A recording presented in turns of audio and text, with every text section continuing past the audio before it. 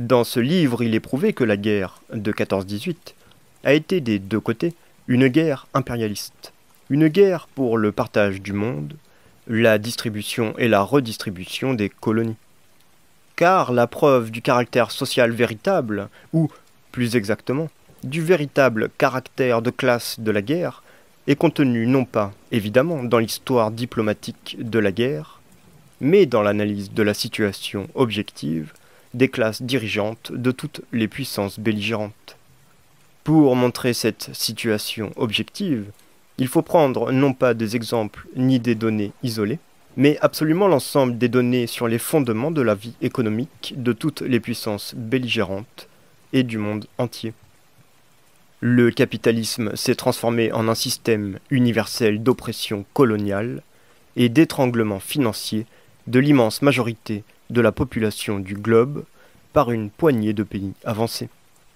Et le partage de ce butin a lieu entre deux ou trois rapaces universellement puissants, qui entraînent toute la terre dans leur guerre pour le partage de leur butin. En quoi consiste donc la base économique de ce phénomène historique de portée mondiale? Le développement prodigieux de l'industrie et le processus extrêmement rapide de la concentration de la production dans des entreprises toujours plus grandes constituent une des particularités les plus caractéristiques du capitalisme.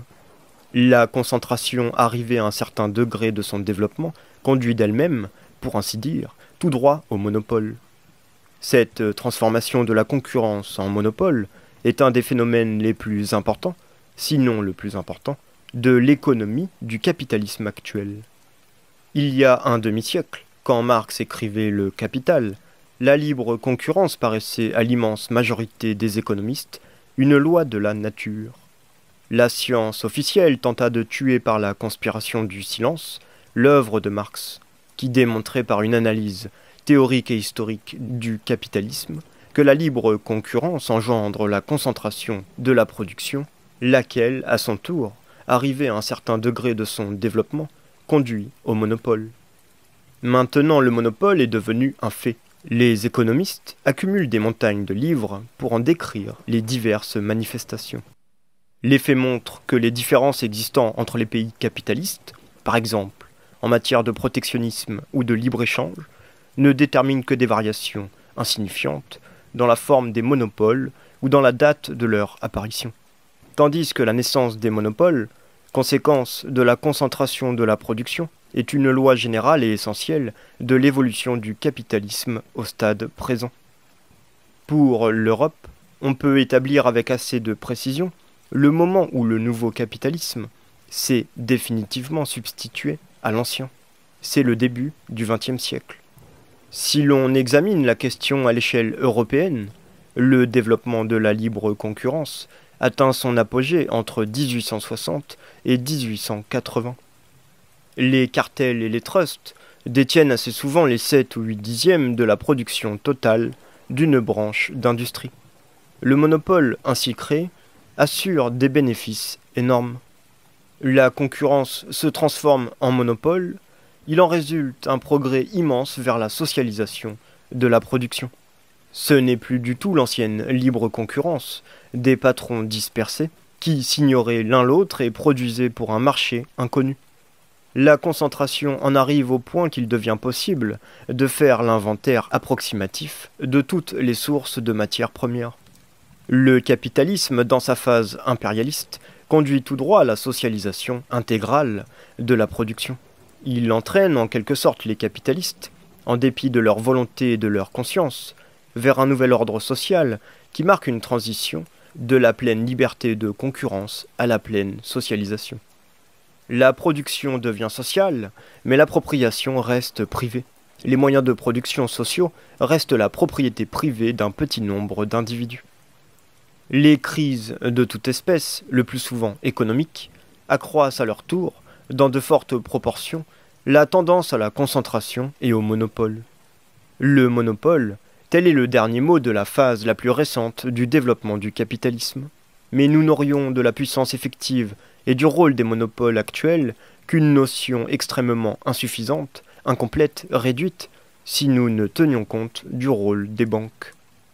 Au fur et à mesure que les opérations bancaires se développent et se concentrent dans un petit nombre d'établissements, les banques se transforment et, d'intermédiaires modestes, deviennent de tout-puissants monopoles disposant de la presque totalité du capital argent de l'ensemble des capitalistes et des petits patrons, ainsi que de la plupart des moyens de production et des sources de matières premières d'un pays donné ou de plusieurs pays. Cette transformation de nombreux intermédiaires modestes en une poignée de monopoles constitue un des processus essentiels de la transformation du capitalisme en impérialisme capitaliste. En tout état de cause, dans tous les pays capitalistes, et quelles que soient les variétés de la législation bancaire qui les régit, les banques renforcent et accélèrent considérablement le processus de concentration des capitaux et de formation des monopoles. Les banques créent à l'échelle sociale la forme, mais seulement la forme, d'une comptabilité et d'une répartition générale des moyens de production, écrivait Marx il y a un demi-siècle dans Le Capital. Les chiffres que nous avons cités sur l'accroissement du capital bancaire, l'augmentation du nombre des comptoirs, de leurs comptes courants, nous montrent concrètement cette comptabilité générale de toute la classe des capitalistes. Les quelques banques qui, par la force du processus de concentration, restent à la tête de toute l'économie capitaliste, ont naturellement une tendance de plus en plus marquée à former des accords monopoles, un trust des banques.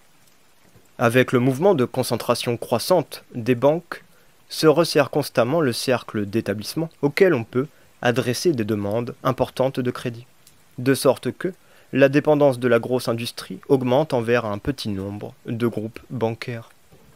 Si la tenue des comptes courants d'une entreprise permet à la banque, et c'est ce qui arrive, de connaître avec toujours plus d'ampleur et de précision la situation économique du client, il en résulte une dépendance de plus en plus complète du capitaliste industriel à l'égard de la banque. Il en résulte une interpénétration du capital bancaire et du capital industriel. Les relations des entreprises industrielles avec leur nouvel objet, c'est-à-dire avec les grandes banques, ne sont guère antérieures à la période de 1890 à 1900. Car seule la crise de 1900 a énormément accéléré et aiguisé le processus de concentration, tant dans l'industrie que dans la banque. Il nous reste maintenant à décrire comment la maîtrise des monopoles capitalistes devient inévitablement, sous le régime général de la production marchande et de la propriété privée, la domination d'une oligarchie financière. Le capital financier, concentré en quelques mains et exerçant le monopole de fait, prélève des bénéfices énormes et toujours croissants sur les constitutions de firmes, les émissions de valeurs, les emprunts d'État, etc., affermissant la souveraineté des oligarchies financières et imposant à la société entière un tribut au profit des monopoleurs. En France, 4 des plus fortes banques jouissent du monopole absolu de l'émission des valeurs. De fait, c'est le trust des grandes banques, et le monopole qu'il exerce assure des bénéfices en conséquence. Le pays contractant un emprunt ne reçoit généralement pas plus de 90% du montant de cet emprunt. 10% reviennent aux banques et aux autres intermédiaires. La rentabilité exceptionnelle de l'émission des valeurs joue un rôle très important dans le développement et l'affermissement de l'oligarchie financière. Si, dans les périodes d'essor industriel, les bénéfices du capital financier sont infiniment grands, en période de dépression, les petites entreprises et les entreprises précaires périssent, tandis que les grandes banques participent à leur rachat.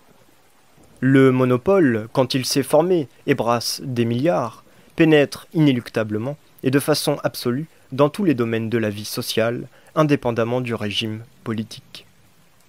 Même la littérature bourgeoise est contrainte constamment de dépasser de loin les opérations essentiellement bancaires et de parler, par exemple, de l'attraction exercée par les banques sur les fonctionnaires qui, de plus en plus fréquemment, passent au service de ces dernières. Il est propre au capitalisme, en règle générale, d'établir une séparation entre la propriété du capital et son application dans l'industrie, entre le rentier ne vivant que du revenu qu'il tire du capital argent et l'industriel.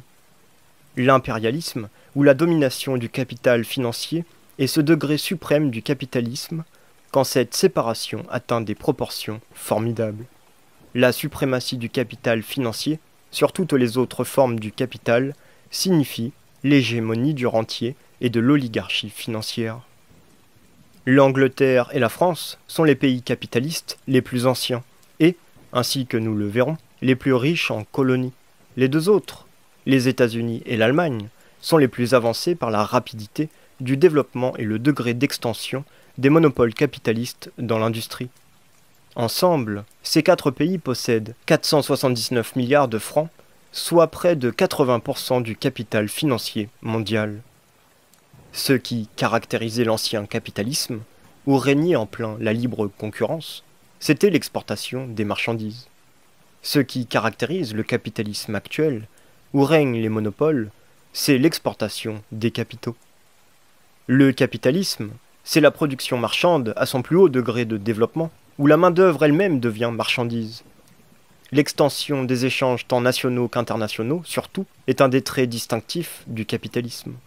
Tant que le capitalisme reste le capitalisme, l'excédent de capitaux est consacré non pas à élever le niveau de vie des masses dans un pays donné, car il en résulterait une diminution des profits pour les capitalistes, mais à augmenter ces profits par l'exportation de capitaux à l'étranger, dans les pays arriérés.